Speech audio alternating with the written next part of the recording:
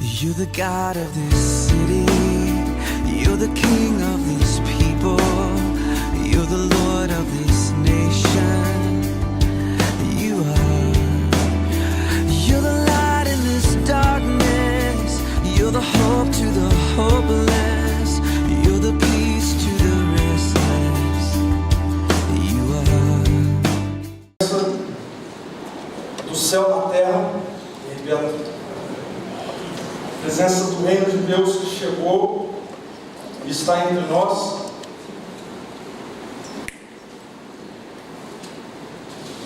Ok.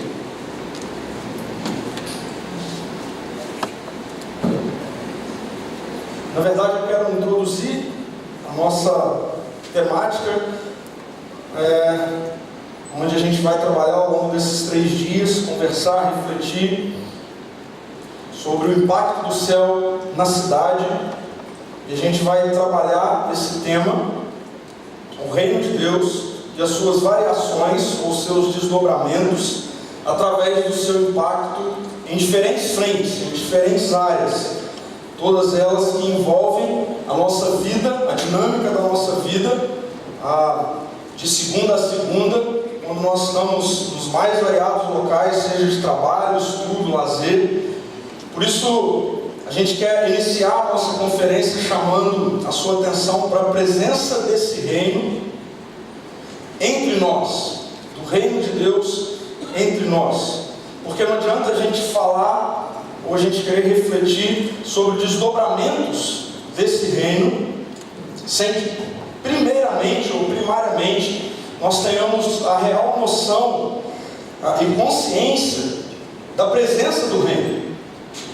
Que ele de fato chegou e está entre nós, e os impactos que esse reino inevitavelmente traz onde ele chega. As Escrituras nos mostram 2 ocasiões onde o reino de Deus tocou a terra plenamente. A primeira delas, na criação, quando Deus cria todas as coisas. Nós encontramos a narrativa da criação em Gênesis 1, Gênesis 2. E na narrativa da criação, Deus estabelece o reino dele. Deus estabelece o reino dele. Quando Deus cria todas as coisas, quando Deus cria aquilo que não existia e do nada faz existir pelo poder da sua palavra, pela sua soberania. E quando, ao final de tudo, Ele cria o ser humano, homem e mulher, Deus coloca no ser humano, ou responsabiliza o ser humano, de ser a presença do seu reino na criação. Gênesis 1, dos versículos 26 a 28, nós temos a seguinte narrativa. O texto diz assim, Gênesis 1, 26 a 28. Então disse Deus: façamos o ser humano à nossa imagem, e ele será semelhante a nós. Dominará sobre os peixes do mar, sobre as aves do céu, sobre os animais domésticos, sobre todos os animais selvagens da terra e sobre os animais que rastejam pelo chão. Assim Deus criou os seres humanos à sua imagem, a própria imagem, a imagem de Deus os criou, homem e mulher os criou. E aí preste atenção no versículo 28. Então Deus os abençoou e disse: sejam férteis e multipliquem-se, encham e governem a terra, dominem sobre os peixes do mar, sobre as aves do céu e sobre todos os animais que rastejam pelo chão. Então Deus cria os seres humanos para serem estes os seus representantes na criação. Deus entrega o reino nas mãos dos seres humanos, porque os seres humanos carregavam na criação boa e perfeita de Deus a glória de Deus e o seu governo. Toda a criação, eu fico imaginando isso, olhava para Adão e Eva, e o que eles viam quando Adão e Eva passavam era o governo de Deus, era a glória de Deus, era a presença de Deus. E quando Deus diz para os seres humanos que eles deveriam se multiplicar para encher a terra, o que Deus estava falando, o que Deus queria, o plano de Deus era encher a terra com o seu governo, encher a terra com seres humanos que carregassem a sua glória, o seu governo, a sua presença. E quando toda a terra estivesse cheia da tua glória, então toda a terra seria governada pelo seu governo então a presença do reino de Deus seria intensa, plena, constante. O problema é que acontece uma rebelião no reino. O problema é que, ao invés de Adão e Eva, os nossos primeiros pais, exercerem esse governo, que estavam com eles, e que estes, ao invés de dominarem a criação, foram dominados por ela. É interessante, me chamou a atenção ao longo dessa semana, enquanto refleti um pouco sobre a nossa conversa de agora, que em mais de uma ocasião aparece a expressão repetida: vocês dominam sobre os animais que rastejam. Por 3 ou 4 vezes aparece: vocês dominam sobre os animais que rastejam. E aí os seres humanos caem pelas garras de um animal que rasteja. Porque o que estava por trás da intenção de Satanás era: vocês não precisam ter um governo sobre vocês, vocês podem governar a própria vida de vocês, vocês podem ser deuses sobre vocês mesmos. Eu quero passar rápido por aqui, mas o que acontece é que, uma vez que então os seres humanos desobedecem uma ordem de Deus, eles caem, e ao cair, toda a criação então é tocada pelo pecado, e o caos se instaura, e os reflexos do pecado são vistos até hoje por conta dessa atitude de um dia os seres humanos não confiarem que eles tinham o governo de Deus neles, mas queriam simplesmente ser deuses sobre si mesmos, e a humanidade é expulsa da presença gloriosa e perfeita de Deus, e as portas da perfeição se fecham para a criação. Mas apesar da rebelião da humanidade, Deus se movimenta em missão de resgate. Isso é assim desde o primeiro momento, quando Deus chega diante dos seres humanos envergonhados pela nudez após a queda, e o ser humano já, logo após a queda, tenta de alguma maneira tapar a sua vergonha, e a graça de Deus já é estabelecida quando Deus sacrifica um animal e faz vestes de pele para cobrir a nudez dos seres humanos, porque não ia dar certo eles tentassem se cobrir com as folhagens com a qual eles acharam que dava conta de se cobrir. Deus expulsa os seres humanos da sua presença pela graça. Deus coloca diante da árvore da vida uma proteção para que os seres humanos não pudessem comer daquele fruto e então se tornassem imortais do jeito que eles estavam. E a gente lê ao longo de todo o Antigo Testamento Deus se movimentando em direção à humanidade, aos seres humanos, para estabelecer novamente o seu reino, a presença do seu reino, porque o seu reino é um reino de paz, o seu reino é um reino onde tudo está conectado.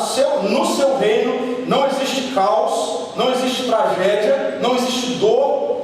E Deus, desde Gênesis 3 e todo o Antigo Testamento, faz esse movimento de trazer de volta um povo para si. Isso começa através da nação de Israel, mas que desde o momento em que Deus se movimenta através da nação de Israel, nós já temos o apontamento de que em algum momento o reino de Deus pleno tocaria a terra novamente.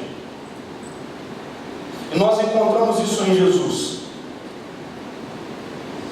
O Antigo Testamento nos conta o tempo todo a respeito da ação de Deus entre o povo de Israel, para avançar em direção ao seu objetivo desde a queda, sobre os seus primeiros atos de redenção, restauração, e sobre as suas repetidas promessas de que um dia Ele concluiria para toda a criação o que iniciou com essa única e pequena nação, a nação de Israel.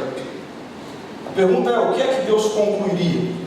A vinda novamente, o estabelecimento do seu reino novamente, mas agora sem interrupção, sem rebelião.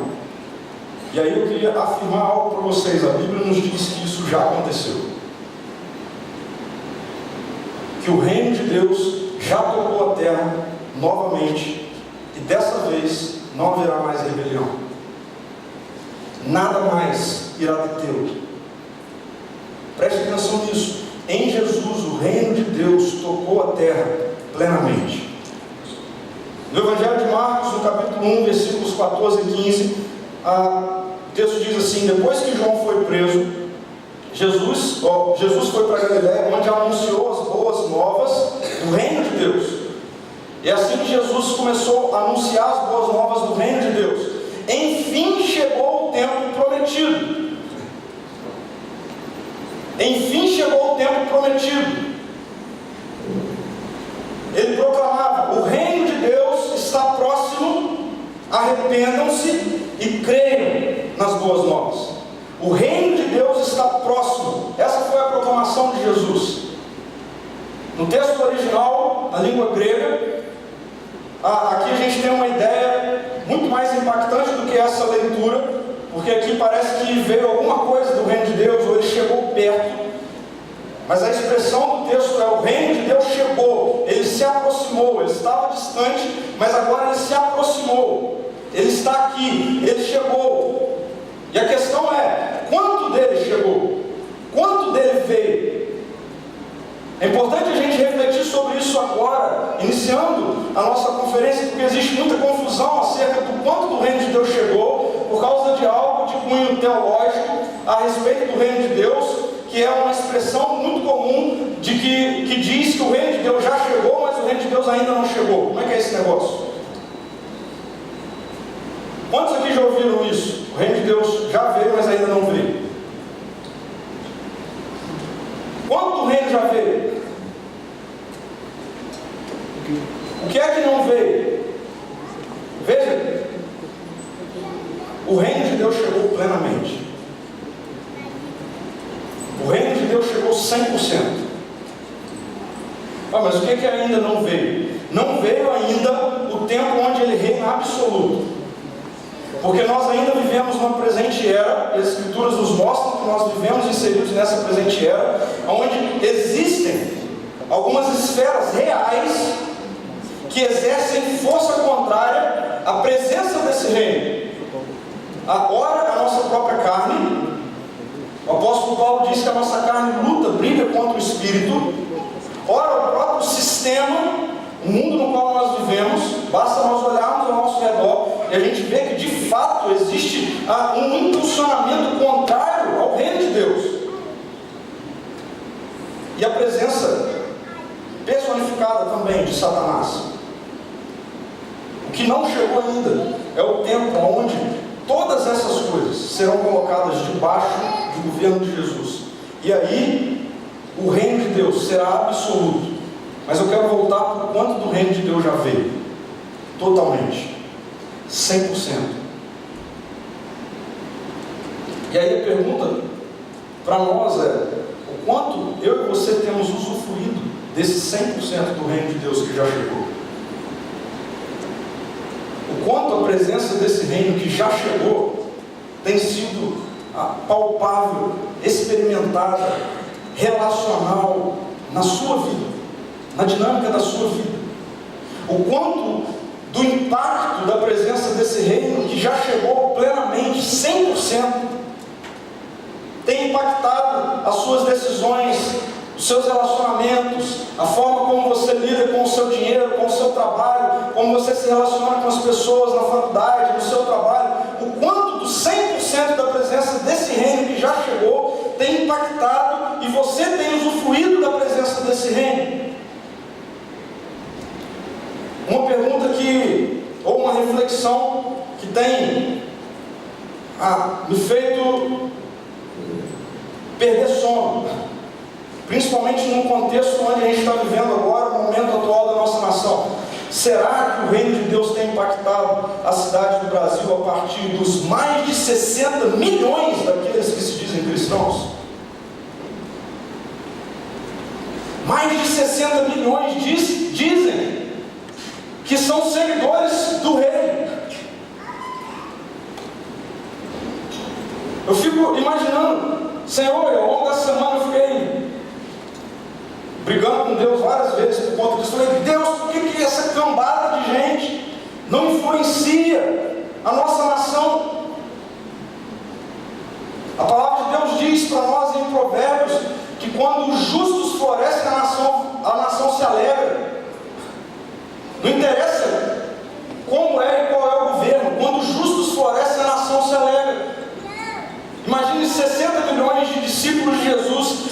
vivendo, imersos no reino dele, na nossa nação. O apóstolo Paulo diz para nós em Colossenses, no capítulo 1, 13 e 14, o que acontece, qual é a dinâmica que acontece quando nós nos rendemos ao Evangelho do reino de Deus. Algo presente, nós somos arrancados do império das trevas e nós somos transportados para o reino do Filho amado de Jesus agora. O quanto desse reino nós temos usufruído, o quanto da presença do reino de Deus nós temos experimentado, o quanto da presença do reino de Deus tem influenciado as nossas decisões e as nossas vidas. Por que muitas vezes, esse negócio não é prático? Por que muitas vezes o reino de Deus não é experimentado por nós e não é passado por nós, onde quer que a gente chegue? Por quê? Por isso que eu creio que nós precisamos ouvir essas primeiras palavras de Jesus de novo. Quando ele chega dizendo, o meu reino chegou. Nós precisamos, a igreja precisa ouvir as palavras de Jesus ecoando na nossa mente, quando ele diz, o meu reino chegou, plenamente. Porque nós precisamos, urgentemente, eu preciso deixar que a presença do reino de Deus impacte a minha vida antes de eu querer impactar a minha cidade. Todos nós precisamos ser impactados com a presença do reino de Deus aqui hoje, agora, antes de buscarmos qualquer coisa a partir de nós. E aí, eu vou ser bem objetivo e só seguir o que Jesus falou aqui pra gente. O que nós precisamos entender é que esse chamado de Jesus, essa exclamação de Jesus, e aqui mais uma vez, no texto nós temos a ideia, às vezes lendo aqui, na nossa tradução a gente não consegue muito bem captar qual é o impacto e a urgência que Jesus está proclamando isso, mas o fato é que Jesus está esbravejando que o reino dele chegou, porque ele sabe o tamanho da expectativa da criação por de novo o reino dele chegar plenamente. Por isso que ele grita, ei, o meu reino chegou, o meu reino chegou plenamente, de novo. E o que é que eu e você precisamos para que a gente usufrua disso assim, com todo o impacto que o reino dele quer gerar em nós, para depois gerar a partir de nós? Nós precisamos de arrependimento. Nós precisamos de arrependimento. Agora a questão é, o que é que Jesus estava dizendo aqui por arrependimento? Arrepender de quê? Arrepender de quê? O que Jesus estava dizendo aqui, que toda a humanidade precisaria se arrepender, é de amar tanto a independência. Isso é genuíno arrependimento. O que Jesus estava dizendo aqui é, vocês precisam de deixar de amar a independência de vocês. Vocês precisam abrir mão da independência de vocês. Nós temos minimizado o conceito de arrependimento quando a gente faz algo de errado, e aí então a gente se arrepende por aquilo que eu fiz de errado, e aí vamos continuar. É muito mais do que isso. Sabe por que é muito mais do que isso? Porque nós podemos viver uma vida moralmente intocável. Nós podemos viver uma vida cheia de rituais religiosos, e mesmo assim amando a independência, e mesmo assim sendo cheio de nós mesmos. Jesus esteve diante de um cara assim. Certa vez chega um jovem para Jesus, e para mim, depois de ler e estudar muito muito sobre esse encontro de Jesus com esse jovem. A conclusão que eu chego é que esse jovem queria os aplausos de Jesus. Porque ele chega para Jesus e ele pergunta: bom mestre, o que é que eu preciso fazer para herdar a vida eterna? E aí Jesus, já sabendo qual era do cara, responde assim: você conhece os mandamentos. E aí ele lista tudo que ele faz de forma irretocável. Para mim, quando ele faz isso, ele já quase ouviu os aplausos de Jesus. E aí Jesus vira para ele e diz assim: você precisa se arrepender. De quê? Da sua independência. Você ama o que você faz moralmente. Você ama, e aí Jesus toca na questão das riquezas, né? Você ama a sua independência financeira. Sabe, nós precisamos, a igreja precisa se arrepender de amar tanto a independência. Esse é um problema que nós vivemos hoje muitas vezes. O problema da gente achar que nós merecemos ser parte do reino. O problema de nós vivermos uma vida ensoberbada na sociedade em que a gente vive, porque nós, afinal de contas, somos parte do reino. Mas às vezes nós podemos viver isso cheios de nós mesmos, e Jesus continua falando com a gente: arrependa-se. Vocês estão amando a independência de vocês. Nós chegamos muitas vezes diante de Jesus com muita coisa, com muitas atividades, com muitas coisas bem feitas, com muitas coisas irretocáveis. Mas talvez a gente não viva e usufrua da presença do reino de Deus, porque na verdade Deus não quer. E na verdade Ele não está nem aí por quanto a gente produz e chega diante dEle. Porque só uma coisa basta: deixar de amar a nossa independência. Nós temos coisas demais. Nós conquistamos coisas demais. E a igreja tem muitas vezes deixado de experimentar a presença real do reino de Deus, porque nós nos esquecemos que nada disso depende de nós. Nós nos esquecemos que nenhum de nós aqui existimos quando o Rei do Reino foi pendurado numa cruz. Quando Jesus foi às últimas consequências como servo, para fazer com que a presença do reino de Deus nunca mais pudesse ser revelada, nunca mais pudesse ser achada que teria sido vencida por Satanás. Quando na sua morte e na ressurreição Ele levanta dos mortos dizendo: agora toda a autoridade me foi dada no céu e na terra. Arrependimento. E aí, quando Jesus diz aqui, ou Ele desafia aqui a mim e a você ao arrependimento, é importante a gente entender o que Jesus está falando aqui, okay? E é interessante que a palavra arrependa-se aqui que nós temos, ela aparece pouquíssimas vezes no Novo Testamento, na forma como ela aparece nesse texto, porque ela é composta nesse texto aqui, na verdade, por duas palavras, uma de cunho racional e uma outra de cunho emocional. O que Jesus está dizendo aqui é que para participar do seu reino, nós precisamos mudar a direção dos nossos pensamentos. Nós precisamos, nada construído a partir de vocês, não são vocês que constroem, não são vocês que merecem, não são vocês. Mudem a rota, a direção dos pensamentos de vocês, parem de pensar de forma independente. Mas não é só disso que arrependimento se trata aqui, porque aparece uma outra palavra, e aqui de cunho mais sentimental, que significa: vocês precisam fazer isso com lágrimas.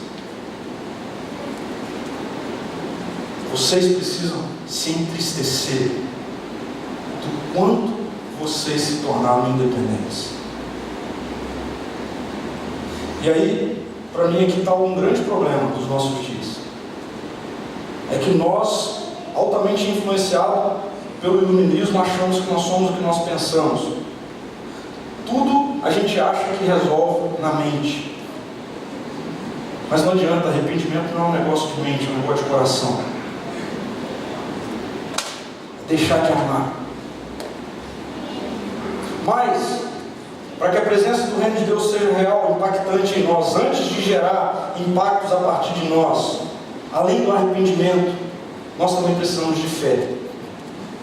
Jesus diz: arrependam-se e creiam nas boas novas, creiam no Evangelho, creiam. Agora, o que é que Jesus estava nos chamando a crer aqui? Porque mais uma vez a nossa independência nos leva a confiar na nossa fé.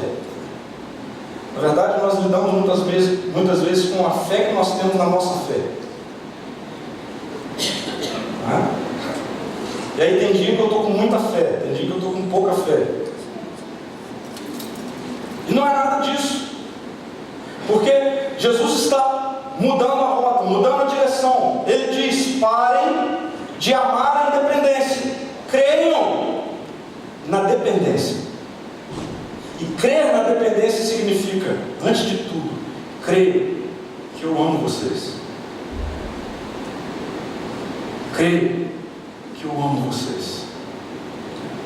Então, no mesmo momento em que Jesus diz: vocês precisam se arrepender com lágrimas,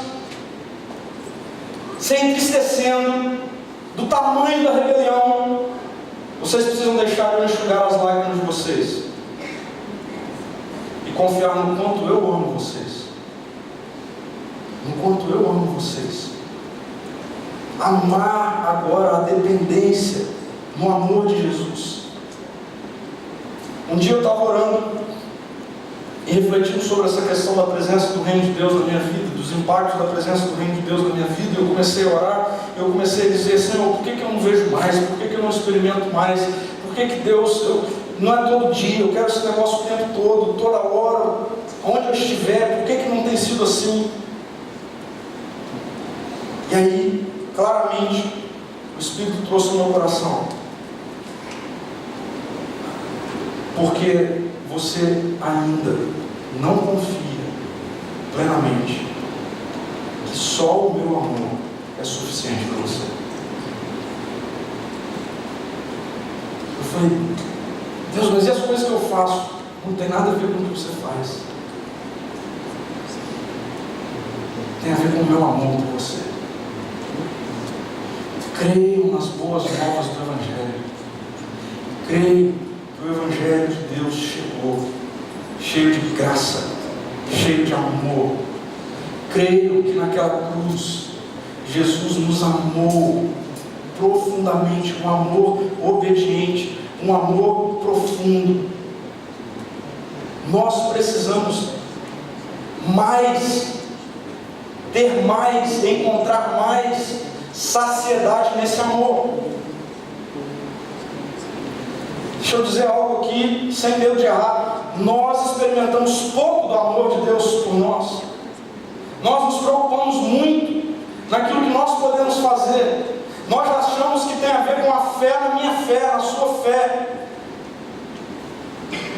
Eu sei que esse é um negócio paradigmático na sociedade que a gente vive.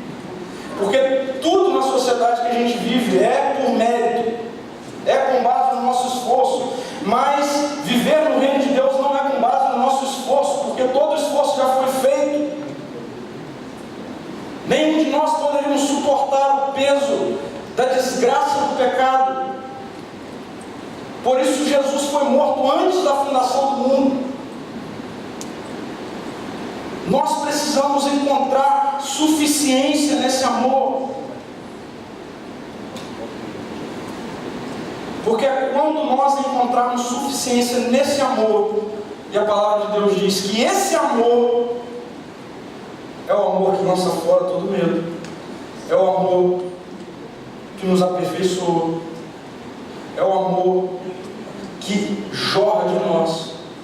Agora preste atenção, é o amor de Jesus, não é o meu amor. Talvez você possa estar ouvindo isso achando estranho, falando: mas como assim? É isso mesmo.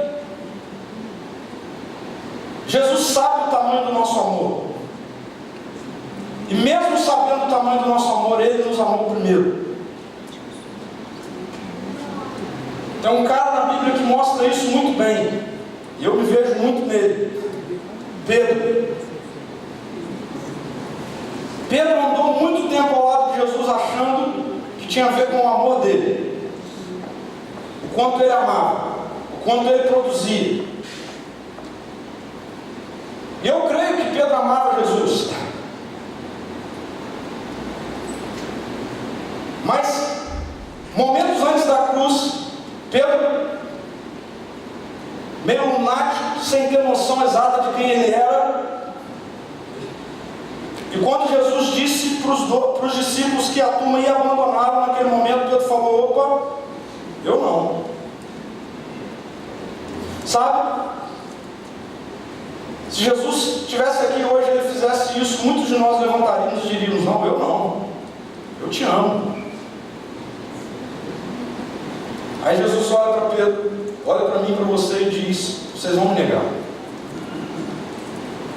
Pedro, você vai me negar. E é o que acontece. Pedro nega, a coisa se desenvolve.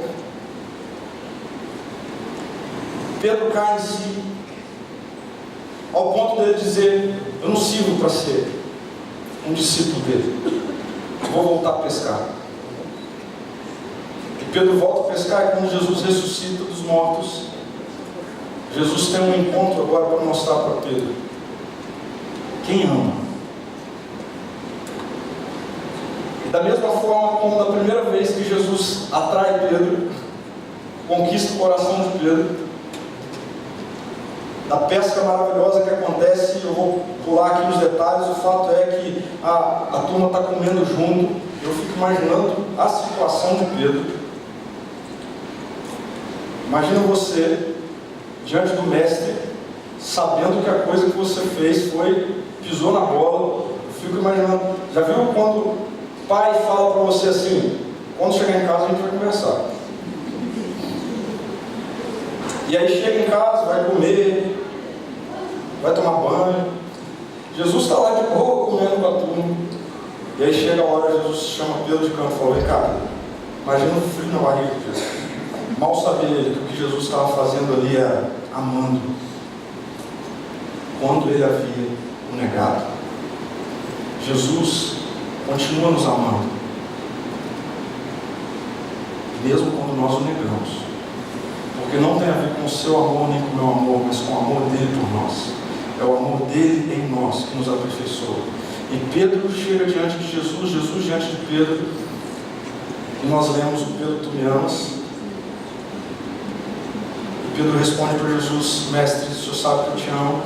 E Jesus pergunta de novo: Pedro, tu me amas? E todas as vezes que Pedro responde para Jesus, Jesus diz: então, cara, você tem que continuar fazendo o que eu te chamei para fazer. Você não é pescador de peixe, você é pescador de homem, você é discípulo meu.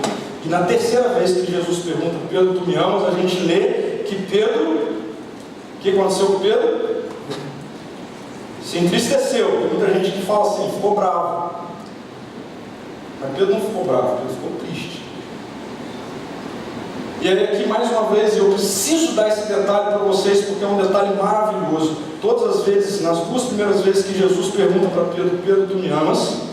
Jesus usa como expressão de amor a palavra ágape.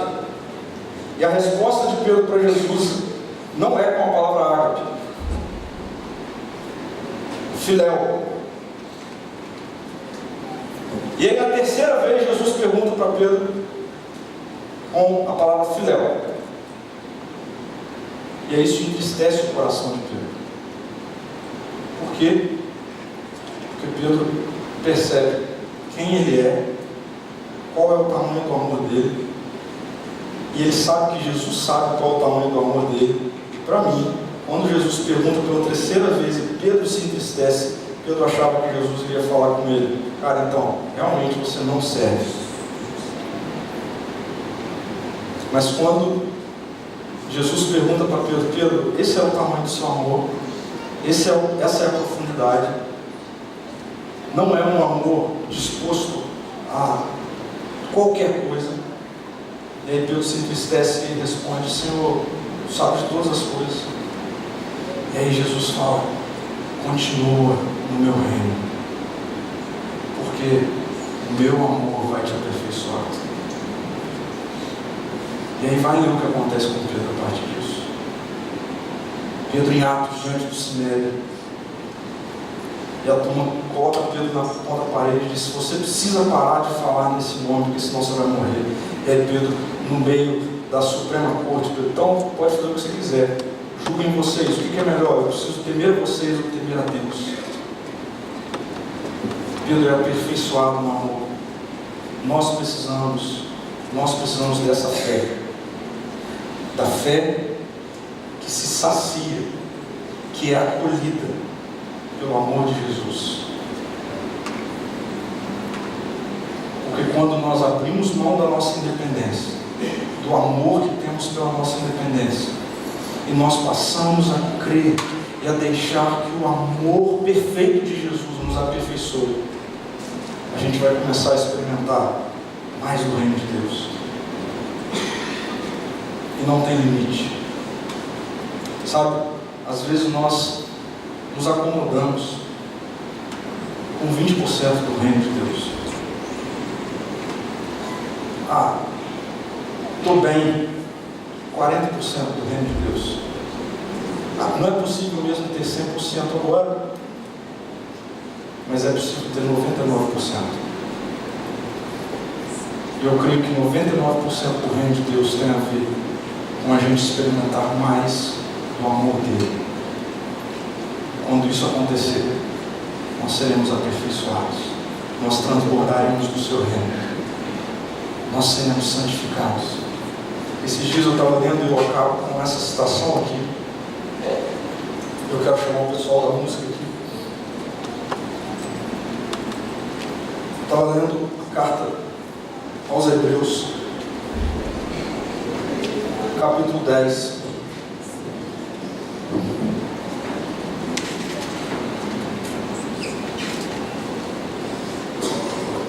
Veja o que diz o texto de Hebreus, capítulo 10, versículo 14.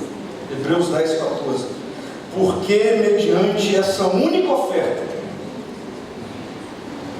ele tornou, não estou lendo errado, ele tornou perfeitos para sempre os que estão sendo santificados. Porque mediante a única oferta, mediante ao que Jesus fez naquela cruz, ele tornou perfeitos para sempre aqueles que estão sendo santificados. Por que que em Jesus eu já sou perfeito? Porque o Pai olha para mim com as lentes do amor perfeito dele. Nós precisamos parar de olhar para nós mesmos com qualquer coisa que seja diferente disso. Eu e você somos perfeitos diante do Pai. E quando nós saciamos desse amor, nós estamos sendo santificados. Que a gente inicie esse nosso tempo aqui tendo um período de recairmos na graça de Deus. Você precisa recair na graça de Deus. Tudo que a gente faz é sempre na base da cobrança. Vida no reino não é. Vida no reino é na base de ser amado.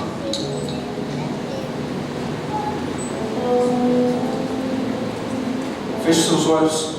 Espírito Santo de Deus, vem sobre esse lugar, trazendo uma enxurrada do amor de Jesus.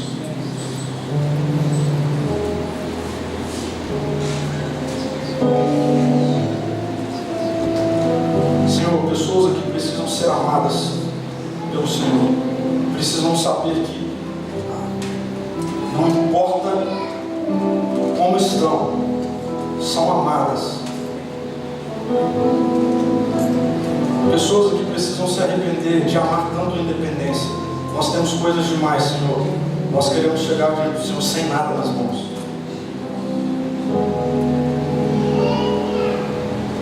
Porque nós carecemos da graça do Senhor. Vem, Espírito Santo de Deus, traz a presença do Teu reino.